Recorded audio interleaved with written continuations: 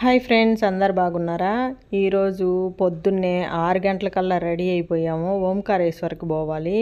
ఇంకా ఏ నుంచి అంటే ఉజ్జయిని నుంచి ఓంకారేశ్వర్కి పోయేదానికని చెప్పి టెంపో మాట్లాడుకున్నాము. ఇంకా రూమ్ అయితే ఖాళీ చేసి అందరం కిందకి వెళ్ళిపోతా ఉన్నాము.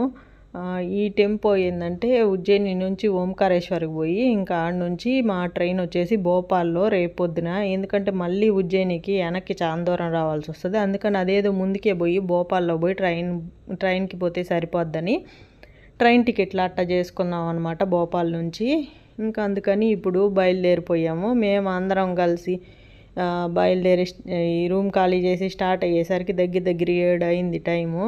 ఇంక నుంచి పోయాక దారిలో ఏంటంటే టిఫిన్కి ఆగాము. అసలు ఈ మధ్యకాలంలో మన టిఫిన్లే ఎక్కడా కనిపించలేదు. ఎక్కడ పట్టినా వీళ్ళు తినేయే. ఇదిగోండి ఈడ కూడా రాసింది పోహా, డోక్లా ఇవే దొరుకుతున్నాయి. మొత్తానికి ఈ హోటల్లో మాత్రం మన టిఫిన్లు కనిపించాయి. అమ్మయ్య అనుకొని ప్రాణం లేసి వచ్చింది. నేను అక్షత చెరొక ఆనియన్ దోశ అయితే తిన్నాము. ఇది తిన్నాక ఎన్ని రోజులైందో మన టిఫిన్ తిని అనిపించింది. ఇంట్లో రోజు తింటుంటే లెక్క ఉండదు, అసలు ఏందిలే దోశలే కదా అనిపిస్తుంది.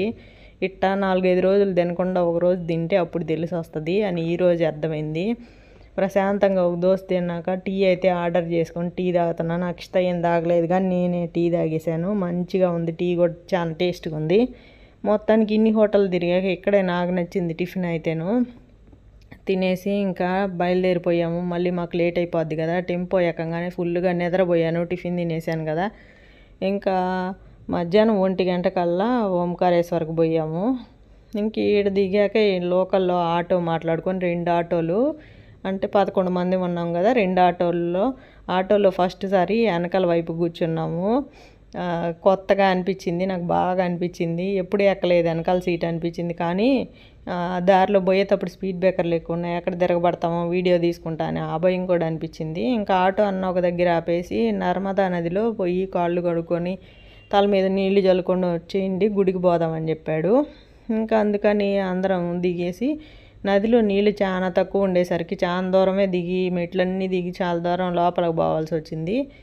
ఇంకా కొంతమంది ఏంటంటే నీళ్ళల్లో మునిగి స్నానం చేశారు, నేనైతే చేయలేదు. కానీ అది అయిపోయాక మళ్ళీ ఆటో ఎక్కేసి ఇప్పుడైతే దర్శనానికి టెంపుల్ దగ్గరికి పోతున్నాము. గుడి దగ్గరికి పోయేదానికి దారి అనమాట ఇది. ఈ బ్రిడ్జి మీద నుంచి పోవాలి. గుడి అయితే అదిగోండి అక్కడ ఉంది. అసలు ఎంత బాగుందో. ఈ కొండలకి చుట్టుపక్కల ఇల్లులు కట్టుకొని ఉన్నారు. ఎండ అయితే వాసిపోతూ ఉంది. మధ్యాహ్నం ఇప్పుడు టైం ఎంత అయిందంటే దగ్గర 2 అవుతుంది, 2:15. ఇంక ఈ బ్రిడ్జి మీద నుంచి చాలా దూరమే నడిచాము. నడిచిన తర్వాత ఇటు చూడండి సన్న సందులు. ఈ సందుల్లోనే ఎంత పెద్ద ఇల్లులు కానీ షాపులు కానీ అన్నీ ఈ సందుల్లోనే ఉన్నాయి. అసలు మనిషి తగులుతూ ఉన్నారు ఈ సందుల్లో. ఇది చూడండి అసలు ఎట్టున్నాయో షాపులు. ఇంక ఇట్లాగే పోతూ ఉంటే లోపలికి గుడిలోకి పోయే మెట్లు అయితే వస్తాయి. ఈడైతే శివలింగాలు చాలా బాగున్నాయి. అబ్బాయి పోయేటప్పుడు ఖచ్చితంగా కొనుక్కోవాలనుకుంటా పోయాను. అసలు చూస్తే కొనకుండా ఉండరు అట్ట అనిపించాయి. రకరకాలవి చాలా బాగా అనిపించాయి. ఎన్ని ఉన్నాయి అసలు. అన్ని షాపుల్లో శివలింగాలే. నర్మదా నది అంటేనే మనకి శివలింగాలు దొరుకుతాయని ఫేమస్ కదా.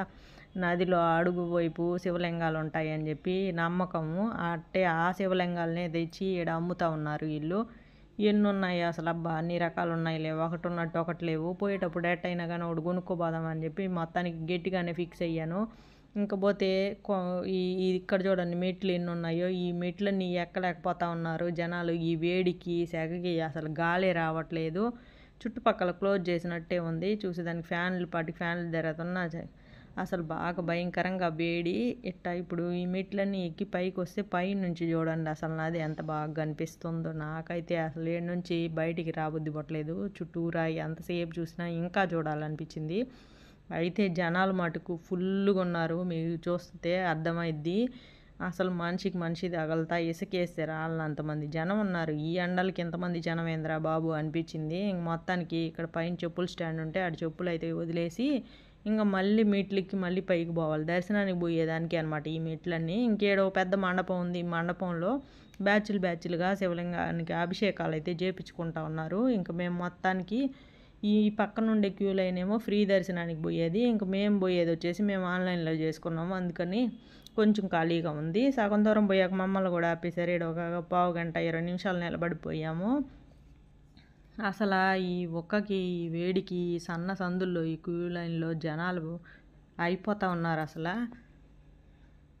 చిన్న చిన్న పిల్లల్ని అయితే తీసుకొచ్చారు మా బుడ్డోడంతోళ్ళని. వాళ్ళైతే పాపం ఈ శాఖకి తట్టుకోలేక విపరీతంగా ఏడుస్తూ ఉన్నారు. ఏం చేసినా గాలి ఆడకపోయా ఏడుంటారు పాపం. పెద్దోళ్ళకే ఎట్ట ఉంది. ఇది చూడండి ఎంతెంత సన్న సందో. ఇది మొత్తానికి ఈ సందు మెట్లు కనపడుతున్నాయి కదా, ఈ నుంచి కొంచెం లోపలికి పోతే లోపల స్వామి ఉంటాడు. అక్కడ మీరు స్ట్రైట్గా కనుక చూస్తే అమ్మవారు కనిపించి ఉంటుంది. నేనేందంటే వీడియో తీస్తున్నారు కానీ చాలామంది అదిగొండ ఎదురుగ్గా ఉండేదే స్వామి అమ్మవారు. అమ్మవారు ఏంటంటే స్వామికి వెనకాల వైపు ఉంటుంది. ఇంత దూరము ఇంత కష్టపడి ఎండకి జనాల్లో దోసుకొని ఇక్కడ దాకా వచ్చింది. ఒట్టిగా వీడియో తీసి కనీసం స్వామికి 2 చేతులు ఎత్తి దండం కూడా పెట్టుకోకుండా ఫోన్ చేత పట్టుకొని వీడియో తీసేది ఏంటిలే అని మటుకు నిజంగా చెప్తాను. అందుకే నేను తీయలేదు. ఇదిగోండి అందరు తీస్తూ ఉన్నారు. ఇక్కడే స్వామివారు ఉండేది. నాకైతే తీయాలనిపించలేదు. దగ్గరికి ఇంతవరకు తీసి ఇంకేడ ఆపేసి మనస్ఫూర్తిగా 2 చేతులు ఎత్తి దండం పెట్టుకొని బయటికైతే వచ్చేసాను. మీకేమనిపించింది? మీరైతే అంత కష్టపడి పోయి వీడియో తీస్తారా, లేకపోతే అసలు స్వామికి మనస్ఫూర్తిగా స్వామిని కల్లారా చూసి దండం పెట్టుకుంటారా? నాకు కామెంట్ అయితే చేయండి. ఇంకా పోతే బయటకు వచ్చాక ఇదిగోండి ఇప్పుడు చూసింది గణపతి టెంపుల్ అనమాట. ఇంకా ఇందాక చెప్పాను కదా శివలింగాలు చూశాను కదా, ఖచ్చితంగా కొనుక్కొని పోవాల్సిందే అని. అందుకనే స్ట్రీట్ షాపింగ్ అయితే చేస్తున్నాము. మొత్తానికి శివలింగము ఇంకా అభిషేకం చేసుకునేదానికి మొత్తం సెట్టే తీసేసుకున్నాను. తీసుకొని అయిపోయాక అసలు ఎక్కడ ఆగేదానికి మాకు టైం అయితే లేదు. ఎందుకనంటే ఏడు నుంచి భోపాల్కి పోవాలంటే చాలా దూరం ఉందంట. అర్ధరాత్రి అవుద్ది. ఇంకా అందుకని ఆటో మాట్లాడుకున్నాం కదా, అన్నకు ఫోన్ చేస్తే వచ్చేసాడు. ఇంక మళ్ళీ ఆటోలో వెనక పక్కే కూర్చొని ఓంకారేశ్వర్ టెంపుల్తో పాటు మనకి మమలేశ్వర్ అని చెప్పి ఇంకొక టెంపుల్ కూడా ఉంది. ఈ రెండింటిని దర్శనం చేసుకుంటే మనకి ఒక జ్యోతిర్లింగం దర్శనం చేసుకున్నట్టు లెక్క అంట. నాకు కూడా తెలీదు, నాతోటి వచ్చిన అక్కోళ్ళు చెప్పారు. అంటే ఒక టెంపుల్ ఓంకారేశ్వర్ టెంపుల్ ఏమో నదికి ఒక ఒడ్డున ఉంటుంది. ఇది ఏంటంటే మమలేశ్వర్ టెంపుల్ ఇది ఇంకొక ఒడ్డున ఉంటుంది. రెండింటిని చూస్తే మనకి అంటే 12 జ్యోతిర్లింగాల్లో ఒక్కొక్కటి ఒక్కొక్క ఊరు అంటారు కదా, ఈ ఊర్లో ఈ రెండింటిని చూస్తే ఒకటి చూసినట్టు లెక్క అంట. ఇది చూడకుండా అదొక్కటి చూస్తే మనకు అసలు చూసిన లెక్కలోకే రాదు. ఈడ కూడా చూడండి అమ్మవారి వెనక భాగంలో ఉంది, స్వామివారు ఉంటారు ముందు. ఇక్కడ కూడా నేను వీడియో అయితే తీయలేదు. ఇంకా బయటికి వచ్చాక గుడి అయితే ఇట్లా ఉంటుంది. మీకేందంటే వీడియో ల్యాగ్ అయిపోద్దని చెప్పి గబగబా అన్నీ చిన్నగా చూపించేస్తున్నాను. ఎందుకంటే ఈరోజు ఓంకారేశ్వర్ చూపించేసేసి రేపు మళ్ళీ ఏడు నుంచి ఇంటికి పోయింది చూపించి ఇవన్నీ ఎందుకు లేబ్బా అని చెప్పి మొత్తం ఒకే వీడియోలో అయితే పెట్టేస్తా ఉన్నాను. ఇంక ఈ టెంపుల్లో స్వామివారి దర్శనం అయిపోయాక గబగబా వచ్చేసి టెంపో ఎక్కిసాము. ఆటోలో నుంచి వచ్చేసి దారిలో ఏంటంటే అన్న లంచ్కి అయితే ఆపాడు. టైం ఎంత తెలుసా, సాయంత్రం 3:30 అవుతుంది దగ్గర. స్పీడ్గానే అయిపించేసాము 2 టెంపుల్స్. ఆన్లైన్లో చేసుకోబట్టి రాగలిగాం కానీ లేకపోతే రాలేమనిపించింది. ఇంకా ఇక్కడ ఈ హోటల్ దగ్గరికి వచ్చాము. క్లైమేట్ అయితే ఇప్పుడు దాకా బాగా వేడిగా అసలు తట్టుకోలేనట్టుగా ఉండింది, కానీ ఇంక ఇప్పుడు విపరీతంగా గాలి అయితే స్టార్ట్ అయింది, వర్షం పడేటట్టుంది. ఈ హోటల్లో వెనకాల కాటేజెస్ అయితే చాలా బాగున్నాయి. ఇంకా పోతే ఫుడ్ ఆర్డర్ చేసుకొని తినేస్తూ ఉన్నాం. ఫ్రైడ్ రైస్ ఆర్డర్ పెట్టుకున్నాము. ఇంకా తినేసి మళ్ళీ బయలుదేరాలి. రాత్రి ఎప్పుడు అవుద్దో ఏమో భోపాల్కి పోయేసరికి. ఇంకా తిన్నాక ఇంకా టెంపో ఎక్కామా నిద్రపోయామా, ఇదే కదా ఇంక మనం చేసే పనే ఉంది. ఇంట్లో అయితే బోల్డ్ పనులు ఉంటాయి. ఇట్లా బయటకు వచ్చినప్పుడు మనకు పనే ఉంటుంది, తినడం టయానికి నిద్రపోవడము. నిద్ర మటుకు ఫుల్గా పోయాను నేను.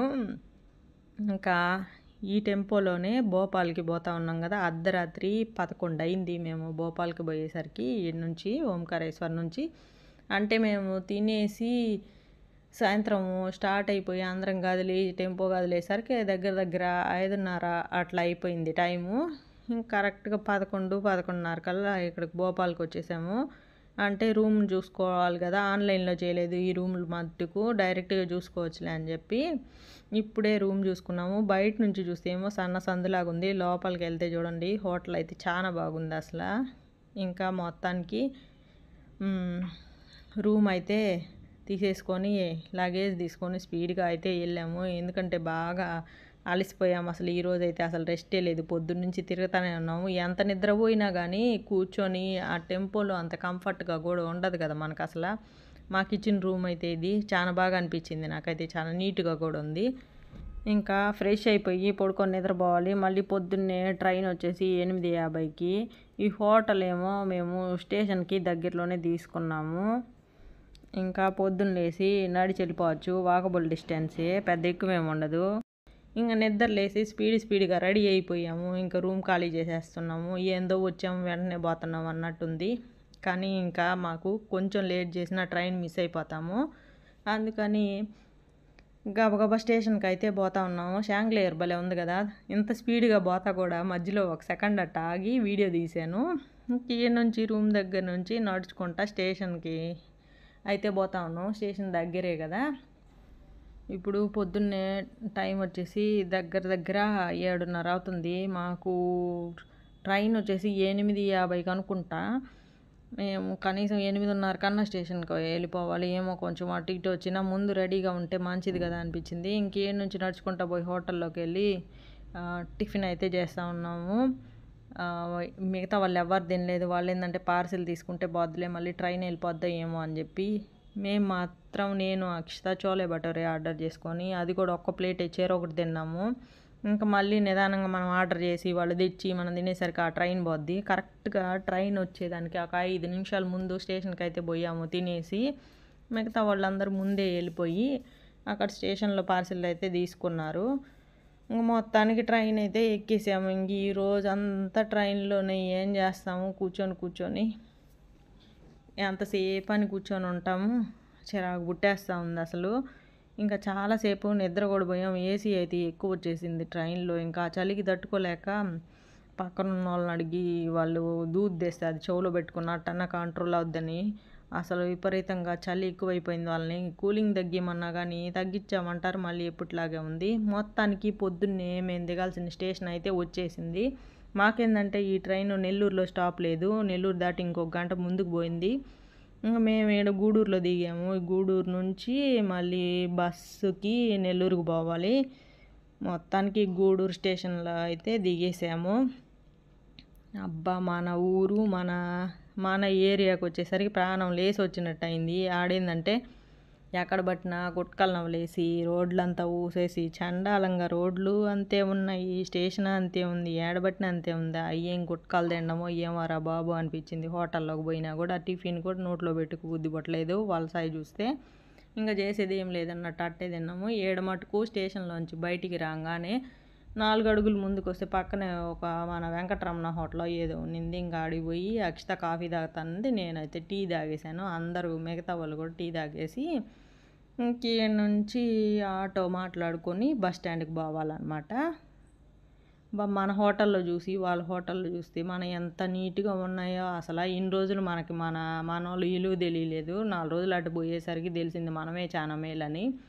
అసలు మన రోడ్లు కానీ మన బస్ స్టాండ్లు కానీ ఎంత నీట్గా ఉన్నాయి. మనకేందంటే మామూలుగా ఈడిగా టైంలో ఏందబ్బా మన బస్ స్టాండ్లో వాసన వస్తుంది, అట్టుంది ఇట్టుంది అనుకునేదాన్ని నేను అప్పుడప్పుడు. కానీ ఇది చూసాక అనిపించింది మనవి చాలా మేలు. అసలు ఎంత బాగున్నాయో వాళ్ళ వాటితో పోల్చుకుంటే మనవి చాలా శుభ్రంగా ఉన్నాయి అనిపించింది. మొత్తానికి నాన్ స్టాప్ బస్సు అయితే ఎక్కేసాము. చల్లటి గాలి వస్తూ ఉంది చూడు పొలాల్లో నుంచి, హాయిగా ఉంది. ఇంకా ఒక గంటలో నెల్లూరుకి అయితే వెళ్ళిపోతాం. ఇక్కడి నుంచి చిన్నగా నెల్లూరు రానే వచ్చింది. అమ్మయ్య, ఎన్ని రోజులైందో మన ఊర్లోకి వచ్చి అనిపించింది. ఇంక నుంచి బస్సు దిగేసి ఎవరి స్టాపులో వాళ్ళు అందరూ ఒక చోట నుంచి కాదు కదా, ఎవరి స్టాప్లో వాళ్ళు దిగేసి మొత్తానికి మేమైతే ఇంటికి వచ్చేసాము. ఇంకా తాళం అయితే మా బాబాయ్ దగ్గర ఉంది. ఇప్పుడు బాబాయ్ వచ్చేదాకా కింద పార్కింగ్లో కూర్చున్నాము. ఇంకా బాబాయ్ వచ్చి తాళాలు ఇచ్చేస్తే అక్షితానైతే టిఫిన్ తెమ్మని పంపించాను. నేనైతే ఇంటికి వచ్చి రాగానే ముందు ఈ మధ్య అంతా వర్షాలు పడినాయి కదా, ఈ మొక్కలు ఎట్టున్నాయో లేదని ముందు వాటిని చెక్ చేసుకున్నాను. బాగానే ఉన్నాయి. ఇంకా స్వామివారి దగ్గర తెచ్చిన ప్రసాదం కూడా మీకు చూపిస్తాను, చూసేయండి. మొత్తానికి ఈ ట్రిప్ మొత్తం మీకు ఎక్కడ మిస్ కాకుండా చూపించినట్టే ఈ వీడియోతోటి. వీడియో చివరి వరకు చూసి ఇప్పటి వరకు పెట్టిన వీడియోలు ఎట్టున్నాయో కామెంట్ చేయండి. వీడియో నచ్చితే లైక్ చేసి షేర్ చేసి సబ్స్క్రైబ్ చేసుకోవడం మర్చిపోవకండి. ఇంకా మంచి వీడియోలు మీకోసం అయితే నేను పోస్ట్ చేస్తాను. ఉంటా మరైతే.